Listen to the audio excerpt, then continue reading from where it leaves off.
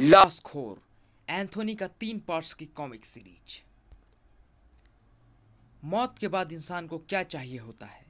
3.5 quintal सूखी लकड़ियां या फिर 2 गज जमीन, जहां पहुंचकर इंसान सिर्फ एक याद बनकर रह जाता है। लेकिन जब कोई इस याद को भी मिटा डालने के लिए कब्र खोद डाले, घसीट कर ले जाए मुर्दा, किसी पशु की तरह नोच डाले उसका जिस्म, तो यह सिवाय लाशखोर के कोई और नहीं हो सकता। मुझे रोटी की नहीं, मुर्दे की भूख लगती है।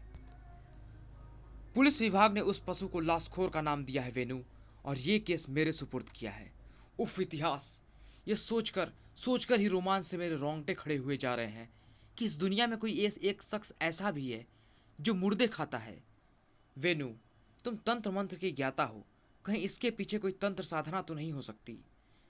तंत्र साधना के लिए नर या शिशु बलि देने के किस्से तो सुने हैं, मगर कब्रों में से मुर्दे निकालकर उनके भक्षण का काम निसंदेह पैशाचिक है। इतिहास अचानक बड़ी ही जबरदस्त फुर्ती के साथ इंस्पेक्टर इतिहास को जीप को ब्रेक लगा देने पड़े।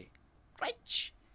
सामने सड़क पर प्रस्तुत होने वाला दृश्य सचमुच हौलनाक था। इतिहास, ये कहीं। मगर वेनू की बात का जवाब तुरंत देने के स्थान पर हवा के झोंके के समान जीप से बाहर निकल आया इंस्पेक्टर इतिहास। आधी रात को इस प्रकार एक मुर्दा घसीट कर ले जाने वाली यह शैतान लाशखोरी हो सकती है। वेनू, आज मैं तुम्हें बचकर नहीं जाने दूंगा। बोलो, ये मुर्दा लेकर तुम कहाँ जा रही थी? कौन हो तुम? इतिहास के प्रश्न का कोई जवाब न मिला। अपनी राह में आने वाले पर मौत बनकर झपट पड़ी वह। लाशखोर की इस खूनी हरकत के साथ ही छटपटा उठा इतिहास। अपने पैने नाखूनों और तीक्ष्ण दांतों को उसने इंस्पेक्टर इतिहास के कंधे में धंसा दिया। उफ! उसके मुंह से निकले शब्दों ने इतिहास की रीढ़ की हड्डी में सिहरन दौड़ा दी। मैं उधेड़ डालूंगी तेरे जिस्म को, फाड़ डालूंगी वह सीना जो मेरी भूख के रास्ते में आएगा। इतिहास की हालत देख वेनू जैसे क्रोध से पागल उठी। इतिहास, ताक! रिवॉल्वर उठाकर इसे शूट कर दो। होठों से शब्द नहीं, मानो जहर उगला था उसने। अपनी भूख मिटाने से पहले कोई भूख मुझे नहीं मिटा पाएगी। चेहरे पर हिंसक भाव लिए लाशखोर ने वेनू को बालों से पकड़कर सड़क पर उछाल फेंका। सड़क से टकराकर चकरा उठा वेनू का मस्तिष्क, मगर शीघ्र ही अपने मस्तिष्क को नियंत्रित कर पाने में वह सफल रही। लाशखोर लाश घसीट कर ले गई। फिर इंस्पेक्टर इतिहास को देखते ही वह चीख से पड़ी। इतिहास, क्या हुआ तुम्हें? वह अचंभित सा वेनू को देख रहा था। वेनू, मेरा पूरा जिस्म एकाएक जैसे लकवे का शिकार हो रहा है। शायद लाशखोर के नाखूनों में किसी विष का असर था। मेरे जीभ में ऐंठन हो रही है। घबराओ नहीं इतिहास, घबराओ नहीं, मैं तुम्हें हॉस्पिटल ले चलती हूँ। अपने पति की हत्या के बाद बिल्कुल टूट चुकी थी मैं। शायद खत्म हो जाती अगर उस वक्त तुम बढ़कर मेरा हाथ न थाम लेते। तुम्हारे सहारे ने आगे बढ़ती मेरी मौत को जिंदगी दे दी इतिहास, और अब मैं इस सहारे को टूटने नहीं दूंगी। मगर तब तक इतिहास की जुबान ऐंठ चुकी थी, जिस्म अकड़ चुका था। उसी शाम वेणु के घर से उठा वह तूफान। कड़ाक! वेणु के सीने में वह तूफान और भी जोरों से मचल रहा था। लाशखोर के खतरे से सावधान करना होगा उसे। यह सब जानने के लिए एंथोनी की ये कॉमिक्स भी पढ़ें। चलती फिरती लाश सजा दूंगा मैं, गोली उसके नाम की, जो खुद तो मुर्दा है, मगर इस मुर्दा समाज में जीवित इंसानों को जिसकी शायद ऑक्सीजन की तरह जरूरत है। लेकिन खाली हाथ ही पलट आई वेनू की तांत्रिक आवाज़ें। मेरी आवाज़ें उस तक पहुंची तो हैं, मगर आवाज़ों को मुर्दे द्वारा रिसीव नहीं किया गया। मुझे पता करना होगा कि ऐसा क्यों हुआ। कब्र खुदी पड़ी है, ताबूत से गायब है लाश। कहाँ गया मुर्दा? कौवा की कर्कश आवाज़ों से गूंज उठा कब्रिस्तान। काव काव काव काव। प्रिंस अत्यंत व्यग्र नजर आ रहा था उसे। वेनू जैसे समझ गई कि प्रिंस क्या कहना चाहता है। मुझे वहां ले चल प्रिंस। कहाँ है एंथोनी? लाशखोर के हाथों बर्बादी के कगार पर था एंथोनी, लेकिन एंथोनी की ओर उठा उसका पंजा उठा का उठा रह गया। ठा! क्योंकि उस जिस्म को तबाह होने से बचाने के लिए वहां आ पहुंची थी वेनू। वो लाश नहीं है लाशखोर, वो तुम्हारे लंच या डिनर का ग्रास नहीं है। वो एक जिस्म है, एक जिंदा जिस्म, जिसे मैं तबाह नहीं होने दूंगी। इंस्पेक्टर इतिहास का रिवॉल्वर उसके पास ही था। बला की फुर्ती के साथ लाशखोर उछलकर गोली के रास्ते से हट गई और गोली उसके पंजे को लगभग छूती सी निकल गई। इसी पल प्रिंस का काला जिस्म हवा में फड़फड़ाकर उस पर झपटा। काव काव काव काव। ठीक तभी वातावरण में गूंज उठी एक जीप के इंजन की आवाज के साथ साथ पुलिस सायरन की आवाज। वू, वू, वू, वू। गोली की आवाज इस ओर से आई है, जबकि ठीक उसी पल हवा में उठा लाशखोर का जिस्म और धाड़। चारों खाने चित्ता जा गिरी वेनू, और उसके बाद फिर वहां न रुकी लाशखोर। मुर्दों की सहार में मुझे कोई कमी नहीं। इधर वेनू अभी उठकर खड़ी भी ना हो पाई थी कि यह गोलियां किसने चलाई, तुम कौन हो, और ये लाश। लाशखोर भागने में सफल हो गई। इस लाश को लाशखोर लाशखोर ओह, मगर तुम इस लाश के साथ क्या कर रही हो। मैं इस लाश को बचाने के लिए, एक लाश को बचाने के लिए कोई अपनी जिंदगी भला क्यों मुसीबत में डालेगा। वेनू को अपनी सफाई में कुछ भी कहने का अवसर नहीं दे रहा था वह इंस्पेक्टर। अचानक ही उसका चेहरा कठोर होता चला गया। ये लाश तुमने किस कब्रिस्तान से हासिल की है लाशखोर। मैं लाशखोर नहीं हूं। हर अपराधी पकड़े जाने पर यही कहता है वेनू। हाँ, मैं तुम्हें जानता हूं। पुलिस में तुम्हारा रिकॉर्ड मौजूद है। अपनी पत्नी की हत्या के जुर्म में तुम 6 माह की सजा काट चुकी हो। इसके अलावा तुम तंत्र मंत्र की ज्ञाता भी हो और इस समय एक लाश के साथ पकड़ी गई हो। क्या ये सारी बातें इस बात का ठोस सबूत नहीं है कि लाशखोर तुम ही हो जो किसी तांत्रिक शक्ति के लिए ऐसा कर रही हो। ये सच नहीं है इंस्पेक्टर, मैं लाशखोर नहीं हूँ। हवलदार, लाश को जीप में डाल दो। जी साहब। और तभी, सर, ये तो सरकारी रिवॉल्वर लगता है। ओह, इसी रिवॉल्वर से गोली चलाई गई होगी। अरे हाँ, ये रिवॉल्वर मेरी बेगुनाह का सबूत भी है। ये रिवॉल्वर इंस्पेक्टर इतिहास का है। तुमने ही इंस्पेक्टर इतिहास को घायल करके उसका रिवॉल्वर छीना होगा। इंस्पेक्टर इतिहास ने भी लाशखोर को देखा है सर। वे इस समय हॉस्पिटल में हैं। उनका बयान मुझे बेगुनाह साबित कर देगा। ओह, इंस्पेक्टर इतिहास घायल है। उसके बाद वे जीप पर सवार हो गए। लेकिन वेनू की बदकिस्मती कि इंस्पेक्टर इतिहास उस समय तक भी होश में ना आ पाया था। सॉरी वेनू, जब तक उन्हें होश नहीं आ जाता तब तक तुम्हें हिरासत में ही रहना होगा। नहीं, एंथोनी की लाश को मुर्दाघर भेज दिया गया था और वेनू को लॉकअप में। मुझे किसी भी तरह एंथोनी को जगाना होगा। एंथोनी ही मुझे बचा सकता है हिरासत की यात्रा से और लाशखोर से लाशों को। हाथों की विभिन्न मुद्राओं से अब वो क्या सिद्ध करने वाली थी। पसीने से नहाती चली गई वेनू। उफ, अपना बदला पूरा होने के बाद मैंने इन शक्तियों को सिद्ध करते रहने का अभ्यास बंद कर दिया था। इसी कारण मैं इतिहास से लाशखोर की टक्कर के समय भी अपनी तंत्र शक्तियों के प्रयोग में सफल नहीं हो पाई थी। लेकिन मुझे अपनी शक्ति को सक्रिय करना ही होगा। इस समय इतिहास को भी मेरी ज़रूरत है और एंथोनी को भी। ओह, मैं सफल होने लगी हूँ। वेनू के जिस्म से अलग होने लगी ऊर्जा। जिस्म को आत्मा नाम की ऊर्जा ही तो जिंदा रखती है। वेनू का जिस्म लाश के समान फर्श पर गिर पड़ा। जिस्म से बाहर आ गई सजा। सजा वेनू के जिस्म से निकली उसकी आत्मा का नाम है, जो उसके दुश्मनों को देती है सजा।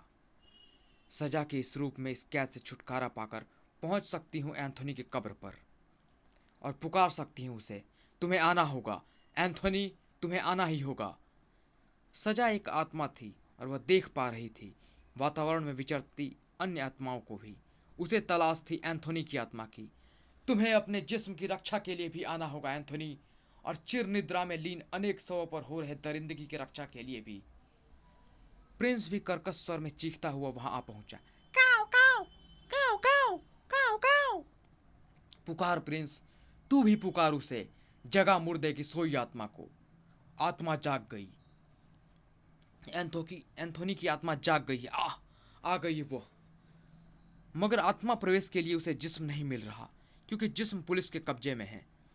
तड़प कर कह उठी एंथोनी की आत्मा, मेरी लाश कौन ले गया। मैं अपने जिस्म में तभी प्रवेश कर सकता हूं जब जिस्म मेरी कब्र में ही मौजूद हो। तुम्हें तुम्हारे जिस्म तक मैं अपनी शक्ति से पहुंचाऊंगी एंथोनी। तुम्हें मैं लेकर जाऊंगी वहां तक। बड़े बड़े तूफानों पर भला किसका कब्जा रहा है। जाओ, तुम्हारा जिस्म इसी इमारत में है। ऐसा तूफान तो 7 ताले तोड़कर भी अपनी मंजिल पा लेता है। फो! कुछ टूटने की यह तेज आवाज कैसी थी। क्या हुआ। अंदर कुछ तो जरूर हुआ है। दरवाजा खोल कर देखो। दरवाजा खुलते ही तूफान ने जैसे बाहर कदम रख दिया। कौन हो तुम। एंथोनी। एंथोनी गोंजाल्वेस। बेचारे, मुर्दे तो आज तक बहुत देखे थे, मगर ऐसा मुर्दा ही नहीं देखा था जो जिंदा था और अब मौजूद थी अपनी खुदी कब्र के सामने। काऊ काऊ काऊ काऊ। कब्र खोदकर मेरी लाश को बाहर किसने निकाला था प्रिंस, बता मुझे। प्रिंस कर्कश स्वर में चीखता रहा, मगर अब उसके स्वर में हर्ष था। सजा भी आ पहुंची थी वहां। ये मैं तुम्हें बताती हूँ एंथोनी। तुम वेनू? वेनू नहीं, उसकी आत्मा यानी सजा। सजा ने वो सब कुछ एंथोनी को बताया जो बीता था, जिसे सुनते सुनते एंथोनी के जबड़े क्रोध से फूलने पिचकने लगे थे और होठों ने बुदबुदाया वह नाम, लाशखोर। सजा के सवाल में उलझन थी। एंथोनी, पहली बार मैंने तुम्हें पुकारा तो तुम क्यों नहीं आए? सूर्यास्त से पूर्व मेरी आत्मा विश्राम की अवस्था में होती है वेनू, और उस अवस्था में मेरी शक्तियां क्षीण होती हैं। मैं अपने जिस्म में भी प्रवेश नहीं कर सकता। वेनू, तुमने मुझे बचाने के लिए बहुत बड़ा खतरा मोल लिया है। वहां तुम लॉकअप में अब तक तुम्हारी मौत की खबर फैल गई होगी। हाँ, अब मुझे तुरंत जाना होगा, क्योंकि ज़्यादा देर तक अपने शरीर को मृतावस्था में छोड़ने पर उसके सड़ना शुरू होने का भी खतरा रहता है। हाँ, इस खतरे से अभी तक मैं भी पीछा नहीं छुड़ा पाया हूँ, इतिहास द्वारा बताए गए इलाज के बावजूद भी। इस बारे में जानने के लिए पढ़ें एंथोनी सीरीज का एक और कॉमिक्स, सजा दूंगा मैं। और सचमुच उधर वेनू की अचानक हुई मौत की जांच के लिए डॉक्टर वहां आ पहुंचे थे। इसकी मृत्यु का कारण केवल हृदयाघात हो सकता है इंस्पेक्टर साहब। कहीं सचमुच निर्दोष तो नहीं थी, मगर सही कारण इसके पोस्टमार्टम के बाद ही पता चल पाएगा। उफ, शुक्र है पोस्टमार्टम कर ही नहीं दिया गया। हवलदार, लाश को पोस्टमार्टम के लिए भेजो। सर, ये तो जिंदा है। नहीं, ये नहीं हो सकता। कोई गहरी नींद में हो तो क्या आप उसे पोस्टमार्टम के लिए भेज देते हैं इंस्पेक्टर? तभी, सर, इंस्पेक्टर इतिहास ने बयान दे दिया है सर, मिस वेनू सचमुच निर्दोष हैं। क्या अब मैं जा सकती हूँ इंस्पेक्टर साहब? नहीं, ये नहीं हो सकता। वेनू फिर वहां न रुकी। अंधेरी रातों में जब सड़कें सुनसान हो जाती हैं तो लाशखोर का काम शुरू हो जाता है। यह कब्र ताजा बनी हुई दिख रही है और मुझे ऐसे ही कब्रों से मिलते हैं ताजे मुर्दे।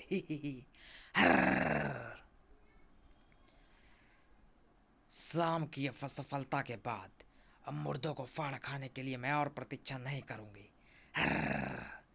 मगर तभी गूंज उठी कौवे की काव काव काव काव काव काव। हो, ये कौवा तो वही है। ये यहाँ क्या कर रहा है?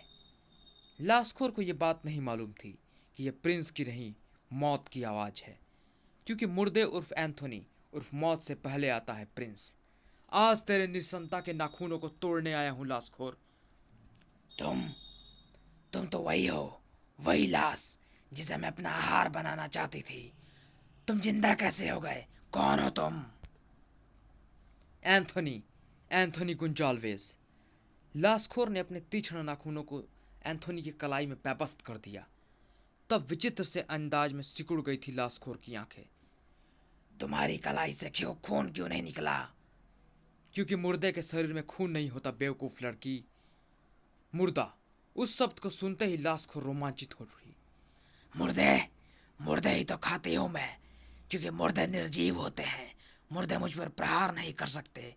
मुर्दे अपना शरीर भंभोड़े जाने पर चीखते नहीं, चिल्लाते नहीं। मुझे मुर्दे की भूख है। ये कौन है? क्या है? मुर्दे क्यों खाती है ये? अब तक मैं इन सारे रहस्यों का पता ना लगा लूं, तब तक मैं इसकी जान नहीं लूंगा। उफ! लाशखोर के चेहरे पर चप्पे चप्पे पर उस वक्त शैतानियत सी सवार थी। मैं तुझे छोड़ूंगी नहीं, क्योंकि तू एक मुर्दा है और मेरा आहार है। मुर्दे से लड़कर तू कैसे जीतेगी लाशखोर? क्योंकि मुर्दे की मौत आएगी नहीं और तेरी ये लड़ाई कभी खत्म होगी नहीं। ये लड़ाई खत्म होगी मुर्दे, जरूर खत्म होगी। क्योंकि लाशखोर तेरे इस जिस्म के पर खच्चे उड़ा देगी। ओह नहीं! लाशखोर ने तीव्र गति के साथ अपने तीक्ष्ण नाखूनों को बाहर खींच लिया। चीते के समान एंथोनी पर झपट पड़ी लाशखोर, और दूसरे ही पल उसके शरीर से लटकते मांस को अपने चमगादड़ समान मुंह में दबोच चुकी थी वह। मुर्दे से हार नहीं मानूंगी, कभी नहीं मानूंगी। उफ! अपने जिस्म की चमड़ी को मुझे बचाना ही होगा। क्या लाशखोर के खूनी पंजे से बच पाया मुर्दा? लाशखोर का क्या रहस्य था? क्यों खा रही थी वो मुर्दे? यह सब जानने के लिए प्रतीक्षा करें इस कॉमिक के अगले भाग, लाश बचाओ की।